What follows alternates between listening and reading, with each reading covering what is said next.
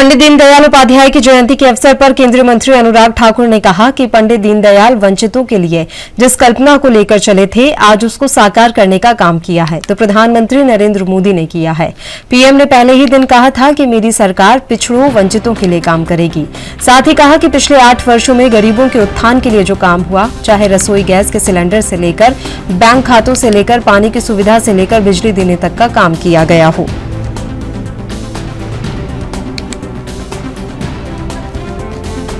उन वंचितों के लिए, पिछड़ों के लिए जिस कल्पना को लेकर वो चले थे, आज उसको साकार करने का काम किया है तो प्रधानमंत्री नरेंद्र मोदी जी ने किया है। और प्रधानमंत्री नरेंद्र मोदी जी ने पहले दिन ही कहा था, मेरी सरकार पिछड़ों, वंचितों के लिए काम करेगी और उन सब के लिए।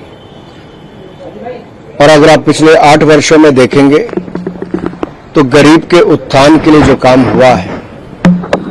चाहे रसोई गैस के सिलेंडर से लेकर बैंक खाते से लेकर पानी पहुंचाने की सुविधा से लेकर बिजली घर घर तक पहुंचाना, शौचालय से लेकर पक्का मकान बनाना, यही सोच जिसको लेकर भारतीय जनता पार्टी ने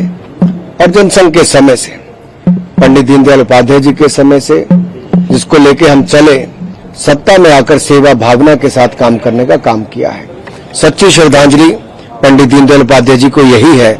कि उनके सपने पर, उनकी सोच को लेकर भारतीय जनता पार्टी आगे बढ़ रही है और देश के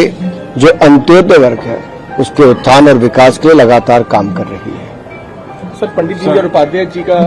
की जन्म जयंती मना रहे, पूरा देश ऑब्जर्व कर रहा है उसको। और आपने देश की एकता की आपने बात की, लेकिन दूसरी तरफ कुछ नेता हैं जो ये कह रहे हैं कि प्रो पाक स्लोगन रेज करना भी एक मार्क ऑफ प्रोटेस्ट है, इसको जस्टिफाई करें डिफेंस। आरजेडी नेता शिवानंद तिवारी ने कहा है, शिवानंद जी ने, कि पाकिस्तान जिंदाबाद के नारे लगाना एक प्रोटेस्ट करने का इजहार, मार्क ऑफ प्रोटेस्ट तरीका है। बिहार में जब से सत्ता परिवर्तन भी हुआ, तब से जंगल राज तो वापस आया ही है था। जो रही सही कसर थी वो कुछ ऐसे बयानों से भी पूरी हो जाती है,